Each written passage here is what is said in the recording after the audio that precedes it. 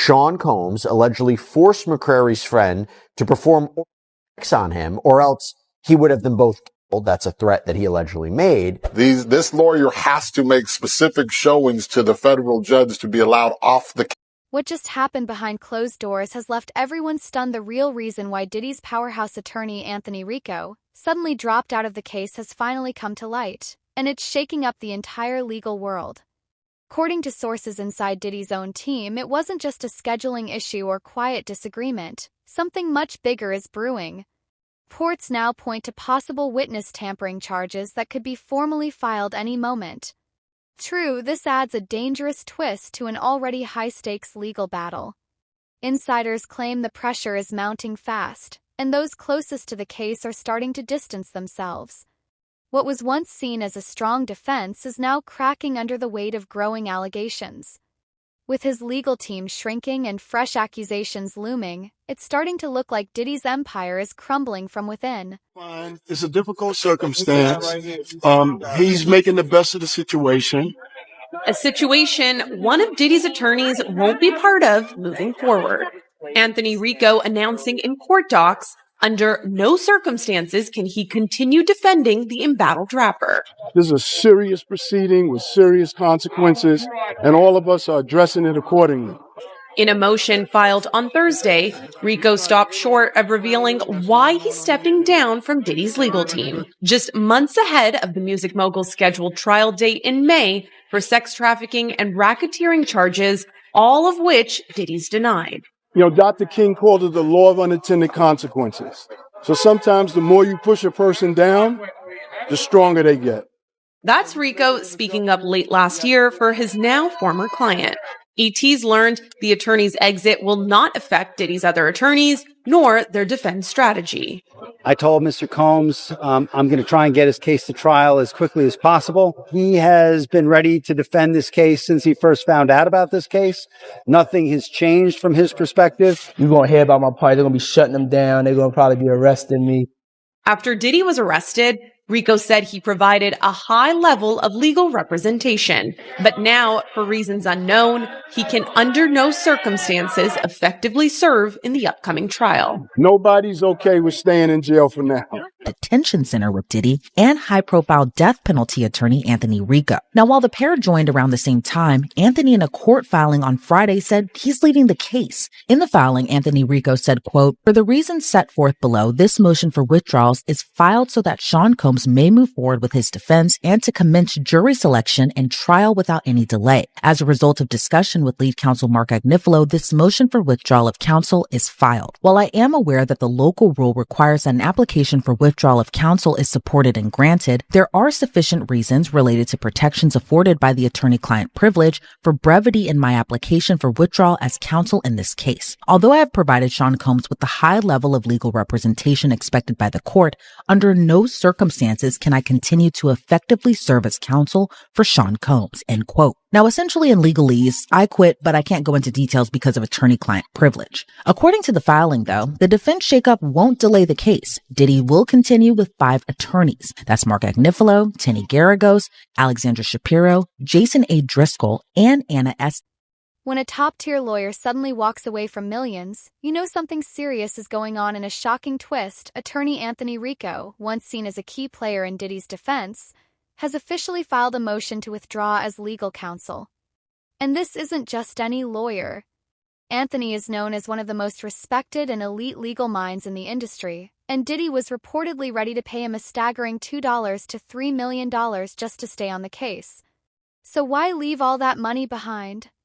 According to people close to the situation, the reason is chilling. Anthony allegedly came across damning evidence, proof so serious it changed everything. Insiders claim the discovery was so troubling that he could no longer, in good conscience, represent Diddy. He cited irreconcilable differences, but behind that formal language may lie the truth. He may have seen something that made him believe Diddy is actually guilty. Walking away from a high-profile case like this isn't just rare. It's a warning sign that the worst may still be yet to come. To withdraw from the case, he did state that it won't that it won't delay the trial or anything like that, but he did say that under no circumstances could he continue. I just wanted to see if you saw that and if you had any reaction to him wanting to withdraw himself from Diddy's Yeah. From what I read and heard about him, he's a good attorney. I gotta understand though, with attorneys, man. But I understand, shit, they all making a couple of $1 million, generation monies. And so for him just to walk away from this case, knowing he, stand to make at least $2 million, $3 million from Diddy, minimum. And his firm, it got to be something major going on for him to walk away. Now, these are generally the reasons that attorneys like that walk away. Number one, because he already good. He don't need the $2 or $3 million. Who don't need $2 or $3 million? It sounds stupid to even say. Even federal prosecutors are now weighing in, and that says everything about how serious this is getting. Nima Rahmani, a well-known former federal prosecutor, didn't hold back when asked about the sudden shakeup in Diddy's legal team. He suggested that Anthony Rico's abrupt decision to walk away wasn't just a matter of strategy. It likely signals something far more serious happening behind the scenes. When a seasoned defense attorney steps down from a high-paying, high-profile case, it raises red flags. And when a federal legal expert publicly says it points to deeper trouble, you know the situation is spiraling. Rahmani hinted that the decision could be tied to new evidence, conflicts of interest, or ethical concerns so big that continuing the case became impossible. For someone like Diddy, who has always surrounded himself with top-tier legal protection, this kind of professional departure could be a sign that the truth is beginning to surface, and it might not be on his side. Anthony Rico, or do you think it might have been Anthony Rico with other counsel? But what do you make of all of that? Potentially, it could be a conflict with the client, right? A disagreement. They just don't get along. The communication is poor. They don't agree on defense strategy. It could be a conflict with one of the other lawyers. Obviously, seems like Agnifilo is the lead on this case, although Rico was certainly, his 1B. And I know obviously there's other lawyers on the case. Obviously, a lot of the victims are female. They're going to want female lawyers on the defense team, especially during some of the aggressive cross-examination. That tends to be the conventional wisdom when you're dealing with victims who are alleged victims of sexual assault or abuse. And then it could be a conflict with one of the victims themselves. Maybe maybe Rico consulted with them or even represented them in such a way that he has to get. What are they trying so hard to hide? That's the question no one can ignore anymore. Diddy's legal team has just filed a motion to suppress key evidence gathered during the dramatic federal raid on his Miami mansion. But this move is raising more questions than answers. Could this be the same evidence that forced attorney Anthony Rico to abruptly walk away from the case? So, what exactly did he see that made him abandon a multi-million-dollar payday? While Diddy's lawyers continue to insist that there's no credible evidence and claim the allegations are entirely fabricated, their actions tell a different story. If the evidence is truly meaningless, why go to such great lengths to have it thrown out? Something isn't adding up, and it's that growing contradiction that has legal insiders, fans, and critics alike watching this case closer than ever. Whatever was uncovered in that raid might be more damaging than Diddy's team wants the world to know. Back with the story. Good morning again, Aaron. And to you, Michael. You'll remember federal agents from Homeland Security investigations were hardly shy when they raided Sean Combs' opulent homes in Los Angeles and Miami, guns drawn. The jailed music mogul now argues those searches and other searches of his iCloud accounts, electronic devices, and New York City hotel room following his arrest were unconstitutional. His lawyers argue evidence obtained through those searches must be suppressed. Diddy's lawyers say the government presented a grossly distorted picture of reality when applying for the search warrants, omitting certain facts and including salacious details from an unnamed producer that were never credible. Combs has pleaded not guilty to racketeering conspiracy, sex trafficking, and prostitution charges. The defense is also arguing here his ex-girlfriend, Cassie Ventura, was a willing participant in fueled sex performances called freak-offs, not coerced, as prosecutors allege.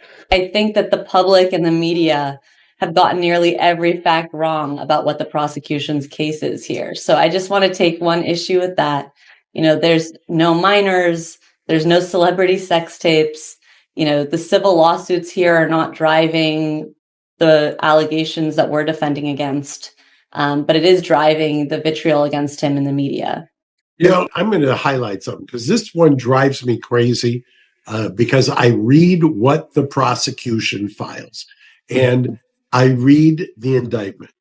And if you read the indictment, there's no allegation of sex with minors. There's no allegations of A-list celebrities. The new superseding indictment lists 3 so-called victims. I like to call them complaining witnesses. But isn't that right, Tenny? No, that's absolutely right. There's no minors here. There's no celebrity sex tapes. There are a lot of stories in the media about lawsuits. There's been a flurry of lawsuits in the past 2 days because of an expiring statute, essentially, which is why you've seen a lot of lawsuits in the past few days. But it's incredible here what I'm witnessing, which is that When defense strategies turn controversial, even within the legal team, you know there's more going on beneath the surface. In a bold move, Diddy's legal team recently filed a motion to have certain charges dismissed, arguing they were racially motivated. Their claim? That the entire case is rooted in bias and unfairly targets Diddy simply because of his status as a powerful, successful black man. It's a serious accusation, and one that instantly grabbed headlines.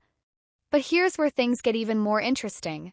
This was the final legal motion submitted while Anthony Rico was still on the team. According to insider sources, Rico was allegedly uncomfortable with the racial bias defense and didn't fully support the strategy. Some even believe this disagreement played a major role in his decision to walk away from the case altogether. If true, it suggests deeper fractures within Diddy's defense and raises even more questions about what's really happening behind closed doors. Is this a smart legal tactic, or a last-ditch attempt to redirect attention from something far more damaging? Diddy's team. The charges against Diddy are racist and only there because the prosecutors want to take down a successful black man. Interestingly, this was the last motion that Diddy's team filed with Anthony on board. There are rumors that Anthony didn't want to file this motion, but the other lawyers disagreed. Sean Combs asked the judge in his federal case to throw out one of the charges. He says he's being targeted because he's a black man and the charge is rooted in racism. I look at Combs' argument and his chances of success. Welcome to Crime Fix. I'm Anjanette Levy. Sean Diddy Combs wants one of the counts in his federal superseding indictment thrown out. Combs argues he's basically being singled out by federal prosecutors because of his race and his success in business.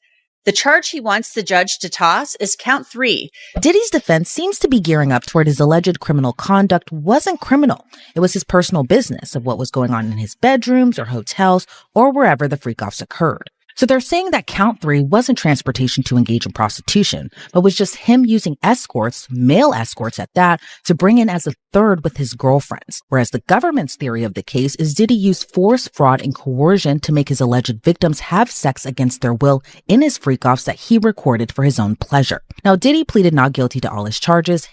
When legal heavyweights start walking away from a career-defining case, you have to ask, what did they see that we haven't?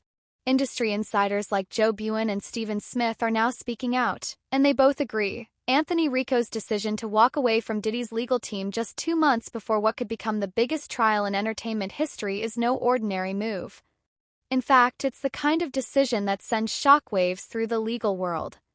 Winning a high-profile case like this would have skyrocketed Rico's career to new heights, placing him firmly among the most elite attorneys in the business. So the fact that he chose to walk away instead of ride it out is telling, very telling. Strongly suggests that Rico no longer saw a path to victory for Diddy. But here's the twist that has everyone talking. If their differences were really that deep, why didn't Diddy just fire him?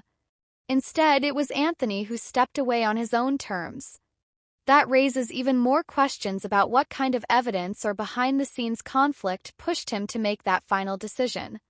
Whatever it was, it must have been serious. Very important that we do that. An attorney walking away. Sometimes it's because they don't get the lead chair or one of the lead chairs. Sometimes it's because a client is lying. Sometimes it's because they believe wholeheartedly that the client is going to be guilty and they don't want to be associated with that guilt because that's a loss on their record. It could be a variety of things. But the fact that we are speculating about that when the trial date hasn't even started yet concerns me, because I'm one of those people, ladies and gentlemen, who firmly believes it's virtually impossible to find a jury that's not contaminated by some kind of information that's been put out to the public before a trial begins. I'm not one of those that believes that. May 5th is May 5th. I mean, come on now. That's more than 2 months away. Jury ain't been selected yet. You trying to tell me nobody that's on the jury will have heard that a lawyer backed out of the case? I don't know about y'all, but I find that that's not a good thing for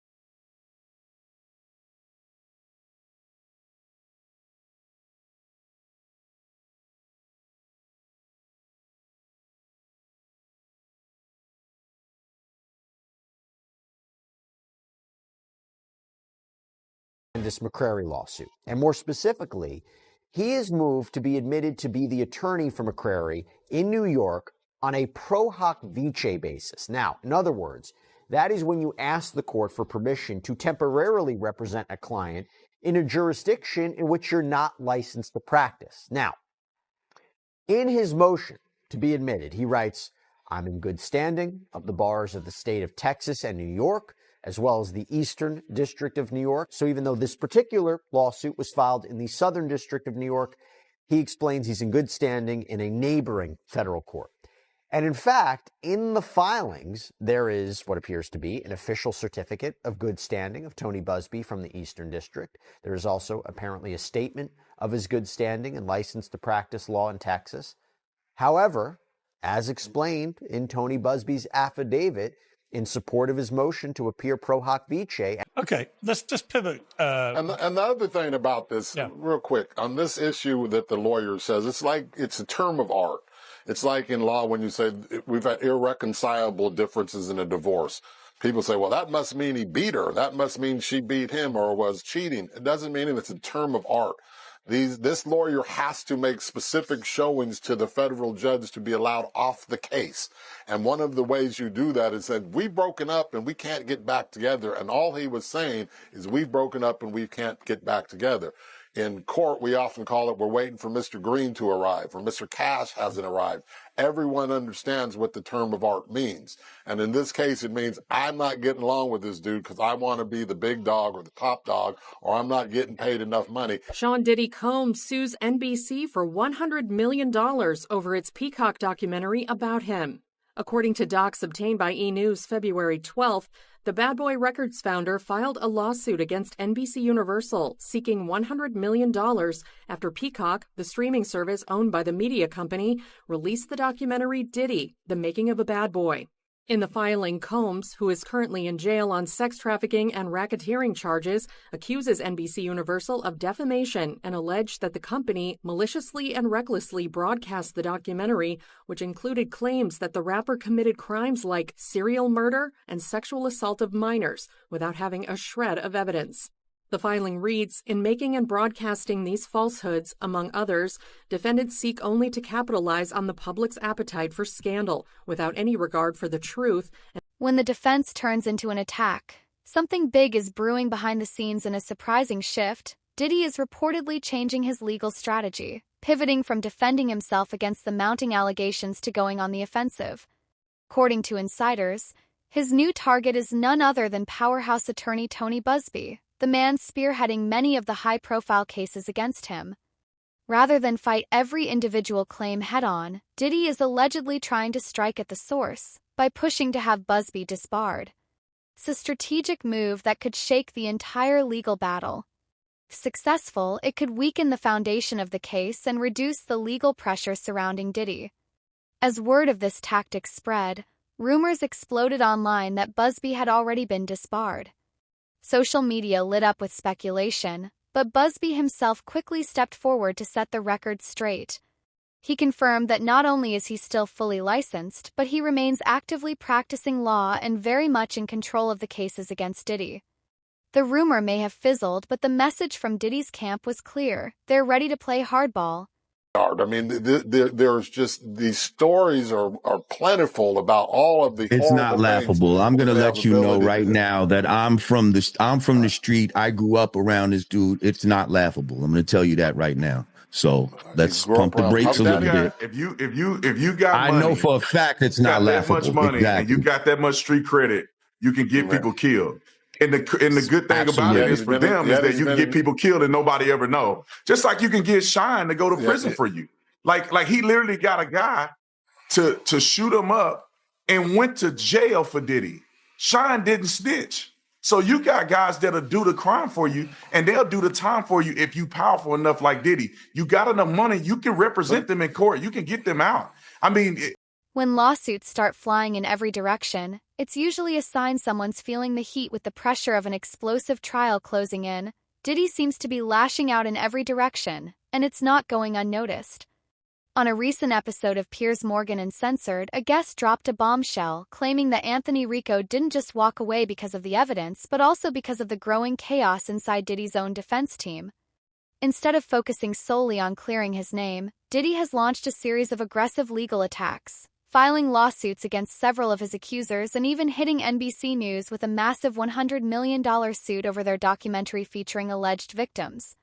This scorched earth strategy has raised eyebrows, and insiders now say Rico may have been deeply uncomfortable with the direction things were heading. Sources suggest he didn't want his name tied to a campaign that felt more like retaliation than legal defense. For a high-profile attorney like Rico, that kind of strategy may have crossed the line and made his exit feel not just necessary but urgent. With new allegations about wild parties and use, Eva Pilgrim is here with the story. Good morning, Eva. Good morning, Michael. At this point, we've all probably heard about these infamous parties. Diddy's assistant now giving us details about what he says were called Wild King Nights.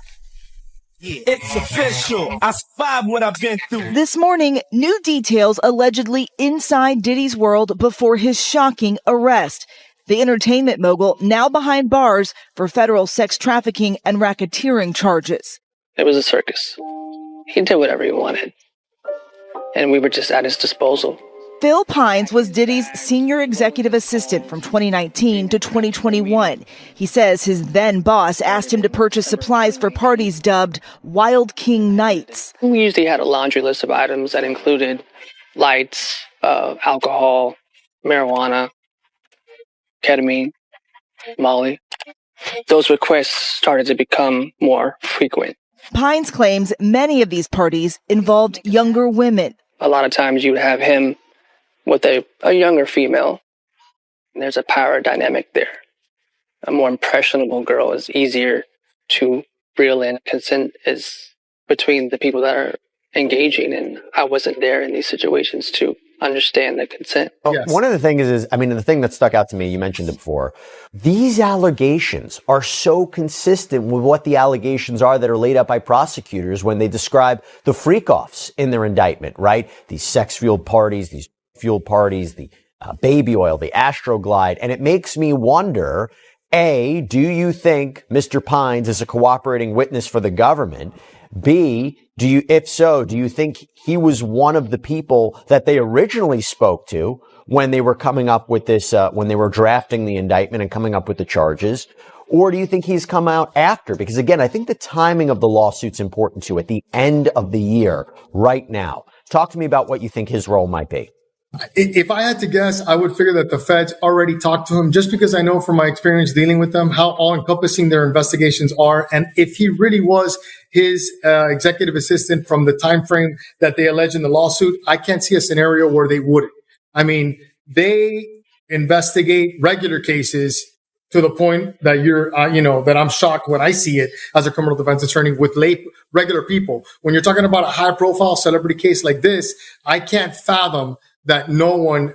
Behind the luxury, power, and fame, some say there's a much darker side to Diddy that few truly understand. Over the years, whispers about Diddy's true nature have grown louder.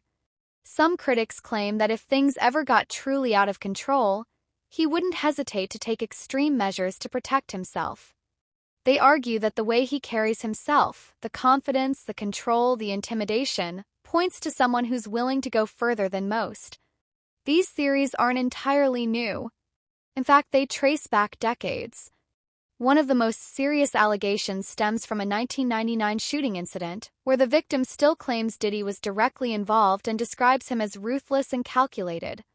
While these claims have never been proven in court, they continue to fuel speculation that the music mogul may be connected to far darker chapters, ones the public has only seen glimpses of.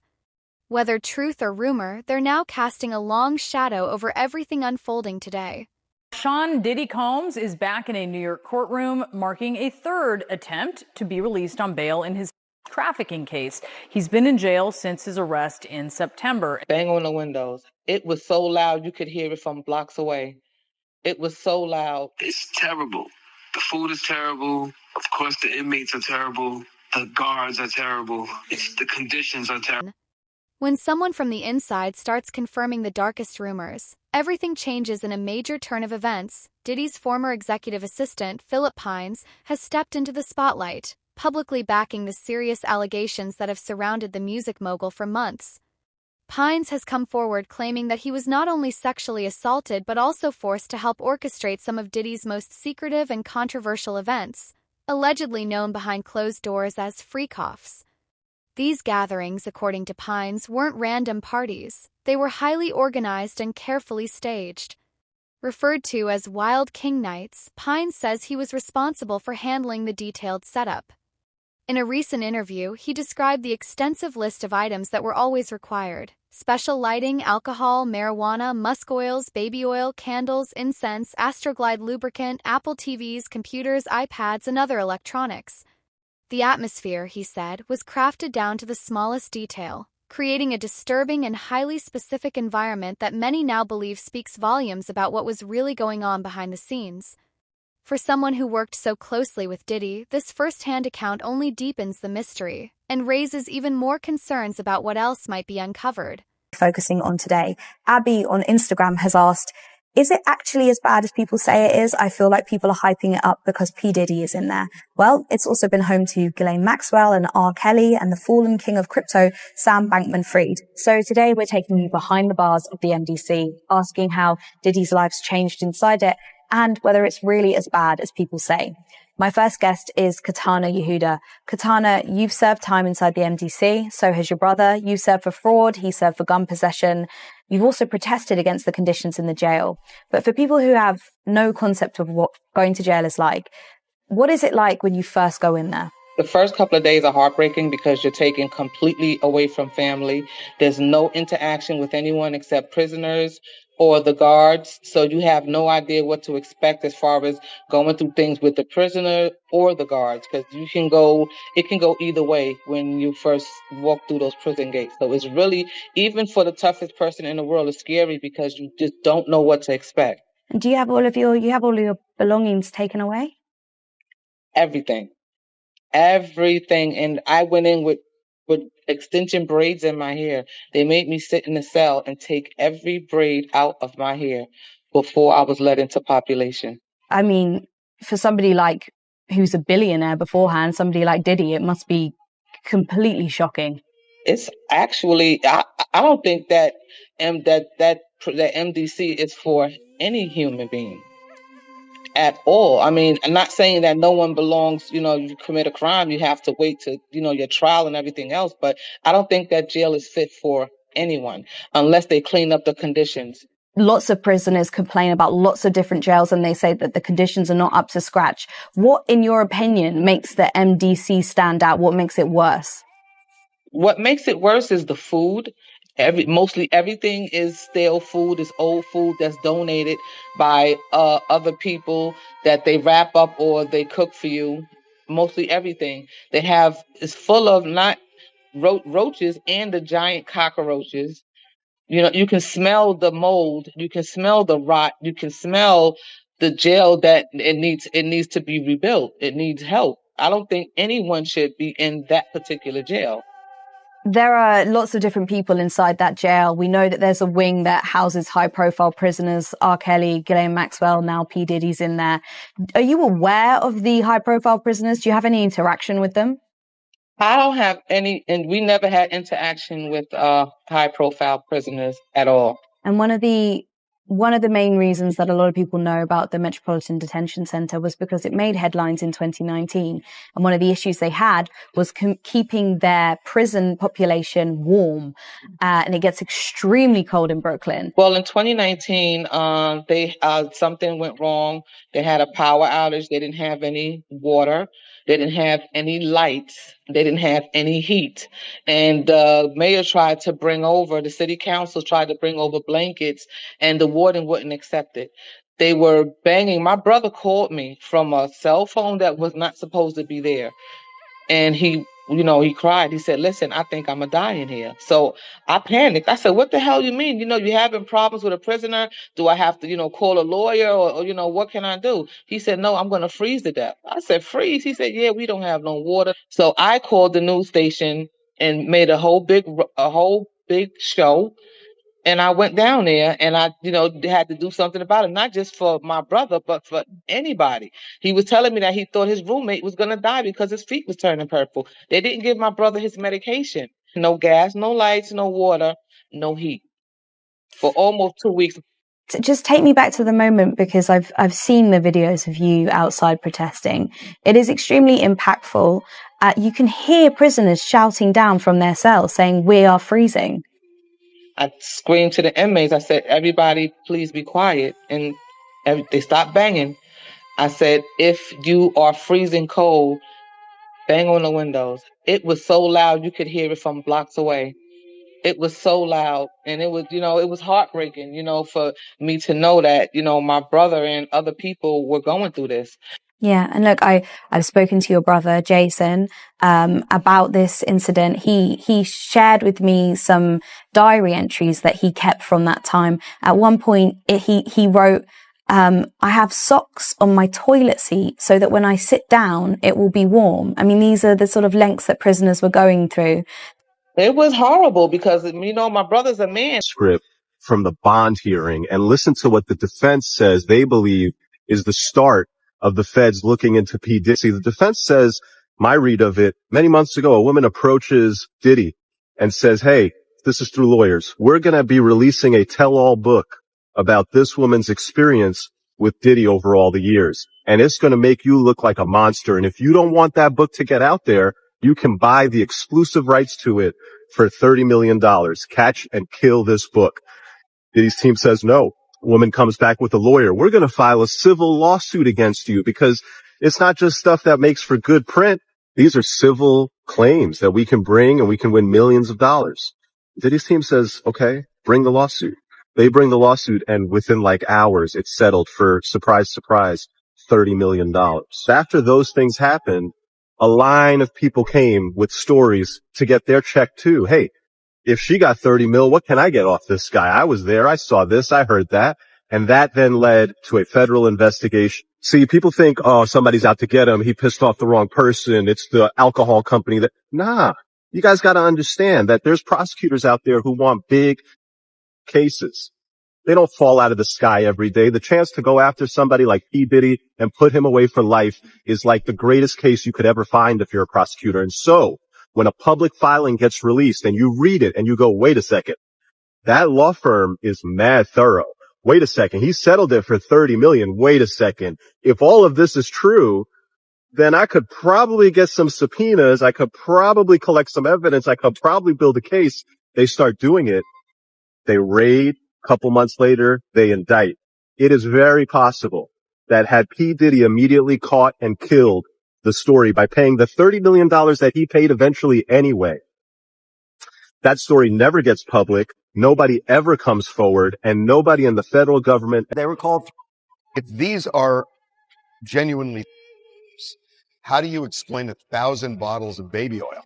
I don't know where the number 1,000 came. The U.S. attorney said it. I can't imagine it's thousands. I mean, you know. There's already so much to unpack there. He is trying, with a straight face, to say that the freak-off parties are just...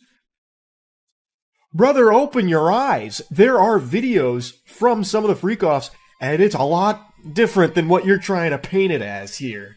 That is just so disingenuous and delusional. I get that it's his job, but... Man, don't insult the intelligence of every human being on the planet. It's just one Google search away. You can see. It's not just...